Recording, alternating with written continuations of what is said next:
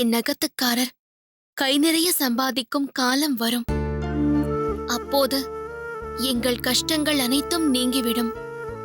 அந்த சூழ்நிலையில் நீங்கள் எங்களுக்கு ஏதாவது கொடுத்தால் அது அன்பின் அடையாளமாக இருக்கும், அன்றாட தேவைக்காக இருக்காது.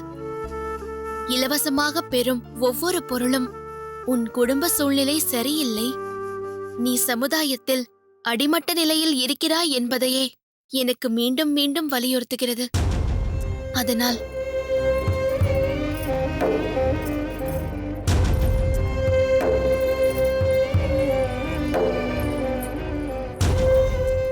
ஆண்டாள், நீயும் மறுக்காமல் இதை திரும்ப பெற்றுக்கொள்ள வேண்டும்.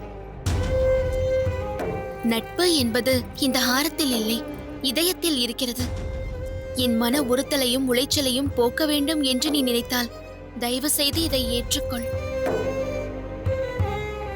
அதை வாங்கிக் கொள்ள ஆண்டாள்.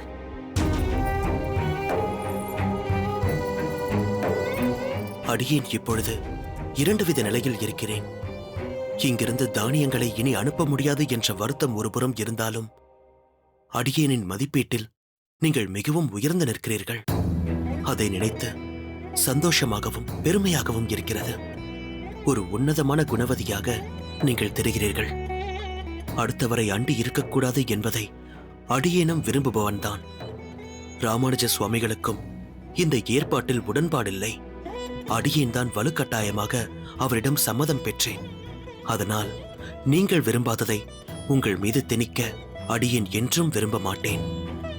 அதற்காக பொருள் உதவியாக நாங்கள் உங்களுக்கு செய்ய வேண்டிய சேவை இனி வேண்டவே வேண்டாம் என்றும் நினைத்து விடாதீர்கள். உங்களுக்காக அடியேன் கொடுக்க வேண்டிய தானியங்களை ஒவ்வொரு மாதமும் அடியேன் தனியாக எடுத்து வைத்து விடுவேன். உங்கள் மனதில் உள்ள சுமைகள் நீங்கி எங்களிடம் இருந்து தானியங்களை பெறுவதில் இனி தடைகள் இல்லை என்று நீங்கள் எப்பொழுது சொல்கிறீர்களோ அன்று இதுவரை எடுத்து வைத்தது, இனி கொடுக்க வேண்டியது அனைத்தும் உங்களை தேடி வந்துவிடும். கூடிய விரைவில் ராமானுஜ சுவாமிகளின் குடும்பத்திற்கு செய்ய வேண்டிய சேவையை நாங்கள் திரும்ப பெறுவோம் என்ற நம்பிக்கையோடு காத்திருப்போம். என்ன சொல்கிறாய் ஆண்டாள்? நீங்கள் எடுக்கும் எந்த முடிவிற்கும் என்றும் நான் கட்டுப்பட்டவள் தானே. ஒரு பெண்ணாக தஞ்சாவின் மனநிலையை என்னால் புரிந்து கொள்ள முடிகிறது. தஞ்சாவின் விருப்பப்படியே செய்வோம். நன்றி ஆண்டாள். இப்பொழுதுதான் ஒரு பெரிய பாரத்தை இறக்கி வைத்தார் போல் இருக்கிறது. கூரேசன் அண்ணா, என் உணர்வுகளுக்கு மதிப்பு கொடுத்து முடிவெடுத்ததை நான் காலத்திற்கும் மறக்க மாட்டேன். அமுதா மாமி எனக்காக காத்துக் கொண்டிருப்பார். நான் வருகிறேன். வாருங்கள்.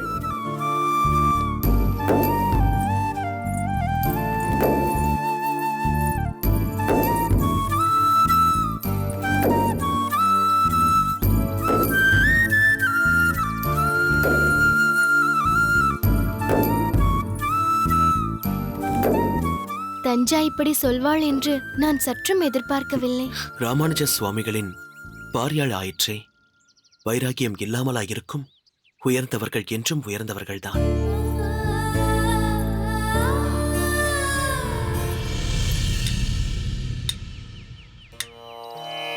கற்பூரம் நாருமோ கமலப்பூ நாருமோ, திருப்பவள செவ்வாய்தான் தித்தித்திருக்குமோ, மறுப்பொசிந்த மாதவன் தன் வாய்ச்சுவையும் நாற்றமும், விருப்புற்று கேட்கின்றேன் சொல்லாழி வெண் சங்கே.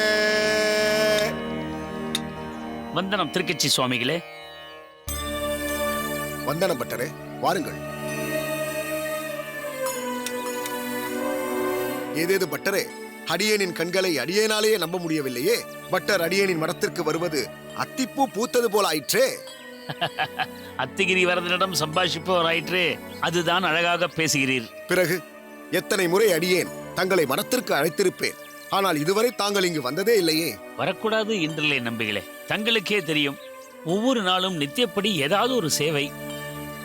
அது சரி, இவ்விடமே வாசனையால் பரிமளித்துக் கொண்டிருக்கிறதே, என்ன செய்து கொண்டிருக்கிறீர்? ஏலக்காய், ஜாதிபத்ரி, கிராம்பு, பச்சை கற்பூரம் இவை அனைத்தையும் சேர்த்து அரைத்துக் கொண்டிருந்தேன் பட்டரே. எதற்கு? எல்லாம் வரதனின் திருவாராதனைக்காகத்தான். கோவிலில் வரதனை சேவிக்க வரும் பக்தர்களுக்கு கொடுக்கும் தீர்த்தத்தில் சுகந்த பரிமளம் வீச வேண்டுமல்லவா, அதற்காகத்தான். மிக்க சந்தோஷம் நம்பிகளே. தங்களைப் போல் வரதனுக்கும் பாகவதாளுக்கும் பார்த்து பார்த்து சேவை செய்ய யார் இருக்கிறார்கள்? ஏன் நீங்கள் இருக்கிறீர்களே, நீங்களும் வரதனின் ஒப்பற்ற சேவையில்தானே இருக்கிறீர்கள். அதுவும் ஒவ்வொரு நாளும் தாங்கள் வரதனை அலங்கரித்து ஜடப்பொருளுக்கும் வரதனுக்கும் இடையே ஒரு சம்பந்தத்தை ஏற்படுத்தி கொடுக்கிறீர்களே. சர்வ அலங்கார பிரியஹா விஷ்ணுஹு என்ற வார்த்தையை அறியூற்றி அல்லவா தாங்கள் அரும் பணியை அந்த வரதனுக்கு செய்து கொண்டிருக்கிறீர்கள். போதும் நம்பிகளே, அடியேன் தங்களை புகழ்ந்துரைக்க தொடங்கினால் தாங்கள் அதை அடியேன் மேல் திருப்பி விடுகிறீர்கள். வரதனுடன் நித்தியப்படி சம்பந்தம் வைத்திருப்பவராயிற்று, தங்களுடன் போட்டி போட முடியுமா? சரி, வராதவர் வந்திருக்கிறீர், அடியேன் பருகு ஏதாவது கொண்டு வருகிறேன், சற்று நேரம் உட்காருங்கள். இல்லை நம்பிகளே, அடியேனுக்கு தற்பொழுது எதுவும் வேண்டாம். ஒரு முக்கியமான விஷயமாக தங்களிடம் ஆலோசிக்க வந்தேன். தங்களின் திருமுகத்தை பார்த்ததில் விஷயம் வேறெங்கோ சென்று விட்டது. முக்கியமான விஷயமா? சொல்லுங்கள் பட்டரே. நம் தட்சிணாமூர்த்தி இருக்கிறார் அல்லவா? ஆமாம், நித்தியப்படி நம் கோவிலுக்கு வந்து பகவானை தொழுத வண்ணமும் கோவிலில் சில கைங்கரியங்களை செய்த வண்ணமும் இருக்கிறாரே. செய்து கொண்டு இருந்தார் என்றுதான் சொல்ல வேண்டும். காரணம், ஒரு சில நாட்களாக அவரை நம் சன்னதி பக்கமே காணவில்லையே நம்பிகளே. என்ன சொல்கிறீர் பட்டரே? நாள் தவறாமல் வருபவராயிற்றே அவர். கர்மத்தின் சோதனையால் வாடிக்கொண்டிருக்கும் தனக்கு வரதனின் சன்னதிதான் ஆறுதல் அளிக்கிறது என்று அடிக்கடி சொல்வாரே. அன்று கூட நிறைய நன்கொடைகளை வரதன் திருவடிவாரத்தில் சமர்ப்பித்து விட்டு மனமுருகி பிரார்த்தித்து விட்டு போனாரே. எல்லாம் வாஸ்தவம்தான் திருக்கட்சி நம்பிகளே. ஆனால் சில நாட்களாக அவரை கோயில் பக்கமே காணவில்லையே. அடியேனுக்கு சற்று மனசஞ்சலமாக இருக்கிறது. அவர் பெண்ணிற்கு மிகவும் உடல்நிலை பாதிக்கப்பட்டதோ என்றெல்லாம் எண்ணி மனம் பதைபதைக்கிறது. அப்படியெல்லாம் விசரப்பட வேண்டாம் பட்டரே. வேண்டுமென்றால் நாம் ஒன்று செய்வோம். இன்று கோயில் நடை சாத்திய பிறகு தட்சிணாமூர்த்தியின் அகத்திற்கு நாம் இருவரும் சென்று என்ன ஏது என்று விசாரித்து விட்டு வருவோமா? அதற்கு அவசியமில்லை சுவாமி. வா ராமானுஜா. வந்தனங்கள். வந்தனம். வந்தனம். என்ன ராமானுஜா, நாங்கள் ஏதோ ஒரு விஷயத்தை பற்றி பேசிக் கொண்டிருக்க நீயோ சம்பந்தமில்லாமல் அவசியமில்லை என்று சொல்கிறாயே. சம்பந்தம் இருக்கிறது சுவாமி. என்ன சம்பந்தம் இருக்கிறது? சற்று முன் செல்வந்தர் தட்சிணாமூர்த்தி பற்றித்தானே உரையாடிக் கொண்டிருந்தீர்கள்? ஆமாம். அவர் நம் வரதனை தரிசிக்க வரவில்லை என்றுதானே ஆதங்கப்பட்டுக் கொண்டிருந்தீர்கள்? ஆம், அதை பற்றித்தான் நாங்கள் சம்பாஷித்துக் கொண்டிருந்தோம். அவர் வராததற்கு காரணம் இருக்கிறது. என்ன காரணம்? அந்த செல்வந்தர் தட்சிணாமூர்த்தி நம் வரதனை விட்டுவிட்டு இப்போது யாதவ பிரகாச சுவாமிகளிடம் தஞ்சமடைந்திருக்கிறார். வரதனை விட யாதவ பிரகாசரிடம் நம்பிக்கை கொண்டிருக்கிறார். நீ என்னப்பா சொல்கிறாய் ராமானுஜா? வரதனே பகவான், பக்தவத்சலன், ஸ்வயம் பிரகாசம் உடையவன். அப்படிப்பட்டவனை விட்டுவிட்டு யாதவ பிரகாசரிடம் தஞ்சமடைந்திருக்கிறாரா? நம்பிக்கை கொண்டிருக்கிறாரா தட்சிணாமூர்த்தி? என்னவென்று சொல்வது சுவாமி? இதுவே மனித மனம். நாம் நினைத்தது உடனே நடக்கவில்லை என்றால் பகவானை விட்டுவிட்டு மனிதர்கள் மீது நம்பிக்கை கொண்டு விடுகிறார்கள். சர்வசக்திமானான பகவானை ஒதுக்கிவிட்டு அவர் மூலம் ஒரு சில சக்திகளை பெற்றிருக்கும் மனிதர்களை கடவுளாக ஏற்றுக்கொள்கிறார்கள். சில நேரங்களில் பகவானிடம் நாம் வைத்திருக்கும் கோரிக்கைகள் நிறைவேற சற்று காலதாமதமாகலாம். அதற்கு சரியான காரணமும் இருக்கும். அந்த நேரத்தில் நான் இதை தீர்த்து விடுகிறேன், நான் உங்களை உயர்த்தி விடுகிறேன் என்று யாராவது சொல்லிவிட்டால் உடனே அவர்கள் மீது நம்பிக்கை கொண்டு இதுவரை கடைபிடித்த பாதையை விட்டு விலகி விடுகிறார்கள். அம்மனிதனை நம்பி சில காலங்கள் அவனுடன் இருந்துவிட்டு பிறகு பெரும் ஏமாற்றத்தை அடைகிறார்கள். ஆனால் பகவானை மட்டுமே நம்பி வாழ்கிறவர்களுக்கோ இன்னல்கள் தீர கால தாமதமானாலும் அது பரிபூர்ணமாக போகும் வழியில் பகவான் நமக்கு அருள் பாலிக்கிறார். ஆனால் அதற்கு பொறுமையும் வேண்டும், அனன்ய பக்தியும் வேண்டும். இது இரண்டும் இல்லாததால்தான் அந்த தட்சிணாமூர்த்திக்கு யாதவ பிரகாச சுவாமிகளிடம் பெரும் நம்பிக்கை பிறந்திருக்கிறது. அச்சோ, இது என்னப்பா புது கதையாக இருக்கிறது? விபரீதமாகவும் இருக்கிறதே. கதைதான், விபரீதம்தான், ஆனால் நிஜம். தட்சிணாமூர்த்தி யாதவ பிரகாச சுவாமிகளிடம் தன் பிரச்சனைகளை சொல்லி புலம்பியிருக்கிறார். அவரும் தன் சக்திகள் மூலம் அவரின் பெண்ணை பீடித்திருக்கும் பிரம்ம ரட்சஸை ஓட்டுகிறேன் என்று சொல்லியிருக்கிறார். அவரின் புத்திரியை அந்த பிரம்ம ரட்சஸிடமிருந்து மீட்டுத் தருகிறேன் என்று வாக்கும் கொடுத்திருக்கிறார். தட்சிணாமூர்த்தியை பொறுத்தவரை இப்போது தெய்வம் அந்த யாதவ பிரகாசர்தான், வரதன் அல்ல. இது என்ன அநியாயம்? இப்படியும் நடக்குமா? பகவானே ஒரு காரணத்திற்காக அனுகிரகத்தை தள்ளி போடுகிறான் என்றால் அதற்குள் இப்படி அவசரப்பட்டு யாராவது இப்படி ஒரு முடிவிற்கு வருவார்களா? தட்சிணாமூர்த்தி புத்தி ஏன் இப்படி பேதலிக்கிறது? அவராக போகவில்லை, போக வைத்திருக்கிறார். யார்? வேறு யார்? ஆசான் சம்பூர்ணம்.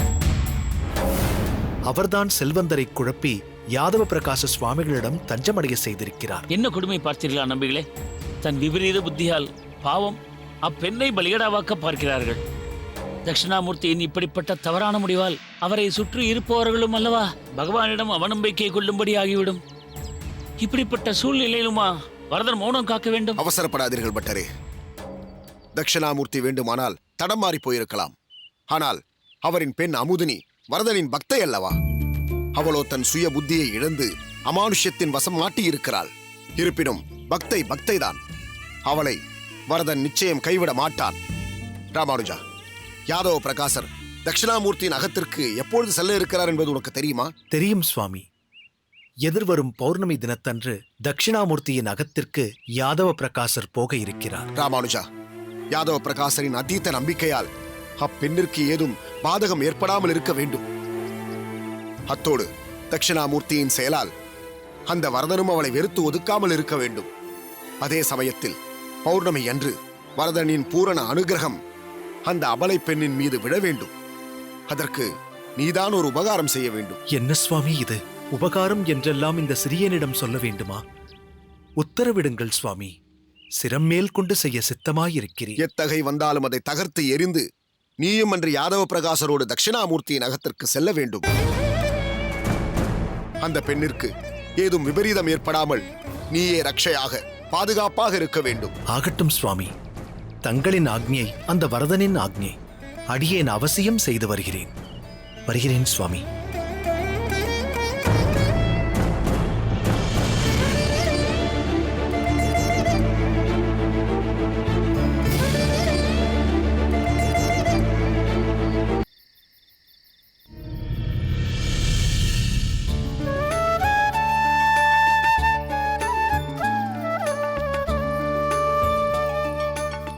இந்தாருங்கள் சுவாமி.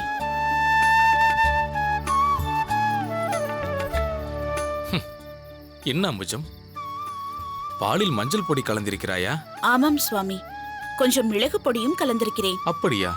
ஏன் இன்று பாசுரம் செவித்த போது அடியனுடைய குரல் துவனி வெகு தூரத்திற்கு கேட்கவில்லையா? அப்படி சொல்வதற்கில்லை.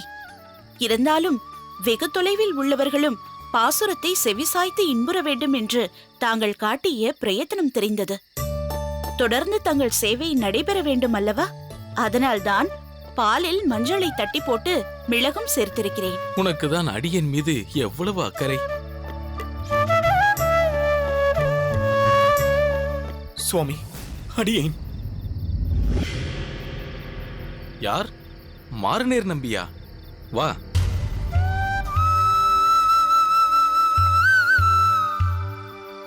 முதற்கண் அடியேனின் வந்தனங்கள் சுவாமி. வந்தனம் மாரநேர். என்ன இந்த இரவு பொழுதில் வந்திருக்கிறாய்? உன் முகம் கூட ஏதோ வெளுத்து போயிருக்கிறது. நிலை குலைந்து காணப்படுகிறாய். நிலை குலைந்துதான் போயிருக்கிறேன் சுவாமி. நிலை குலைந்துதான் போயிருக்கிறேன். நிம்மதியாக இருக்க முடியவில்லை. ஏன் இப்படியெல்லாம் பேசுகிறாய்? என்ன வயிற்று உனக்கு? சுவாமி, நான் மாரநேருக்கும் பால் காய்ச்சி எடுத்து வருகிறேன். வேண்டாம் தாயே, அடியனுக்கு எதுவும் வேண்டாம். சுவாமி, தங்களுக்கே தெரியும், பெரிய நம்பி சுவாமிகள் அடியேனை சகோதரனாக பாவிக்கிறார் என்றால் அவரது தர்ம பத்தினி அடியேனை ஸ்வீகார புத்திரன் என்றே ஏற்றுக்கொண்டார். ஆமாம், அந்த நிகழ்ச்சிகள் எல்லாம் இன்னும் அடியனின் மனதில் ஆழ பதிந்திருக்கிறது. அந்த நிகழ்ச்சி நடந்த பொழுது மாரநேர் நம்பியை நாம் ஸ்வீகாரமாக எடுத்துக்கொண்டிருக்க வேண்டும். ஏன் அப்படி ஒரு பக்குவம் நமக்கு வரவில்லை என்று மிகவும் வருத்தப்பட்டு கொண்டோம். அதை அடியேனும் அறிந்தேன் சுவாமி. அந்த உரிமையில்தான் தங்களிடம் ஓடோடி வந்திருக்கிறேன்.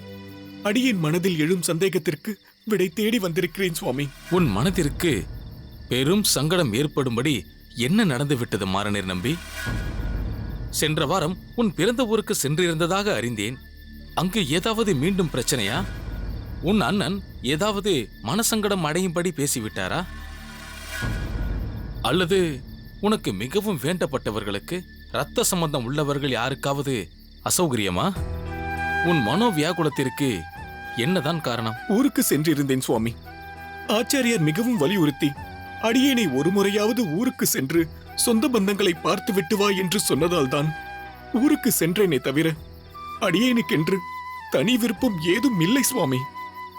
அடியேனை பொறுத்தவரை சொந்த பந்தங்கள் என்பது நீங்கள் இருவரும், பெரிய நம்பி சுவாமிகளும், விஜயாம்பாள் தாயாரும், மற்ற சக வைஷ்ணவர்களும் தான்.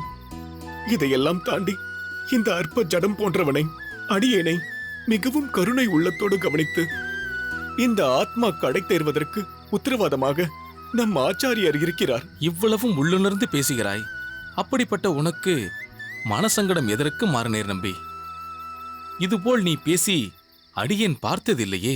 என்ன நடந்துவிட்டது? மறைக்கிறார்கள். அடியேனிடத்தில் சில விஷயங்களை மறைக்கிறார்கள். யாரை நம்புவதென்றே புரியவில்லை. என்னப்பா சொல்கிறாய் நீ? உன்னிடத்தில் போய் அப்படி யாராவது நடந்து கொள்வார்களா? நடக்கிறார்களே, விஷயத்தை மறைக்கிறார்களே.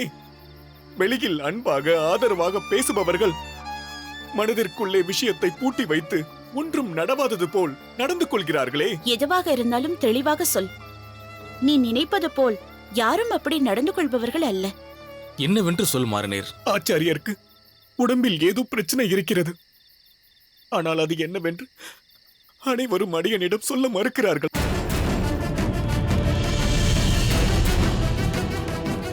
பிரம்மரட்சஸ் பிடித்திருக்கிறதாம். பிரம்மரட்சசா? என்னது பிரம்மரட்சசா? ஐந்து கரத்தனை ஆனை முகத்தனை இந்தி நிலம்பரை போலும் ஈற்றனை நந்தி மகந்தனை ஞான கொழுந்தனை புந்தியில் வைத்தடி போற்றுகின்றேனே.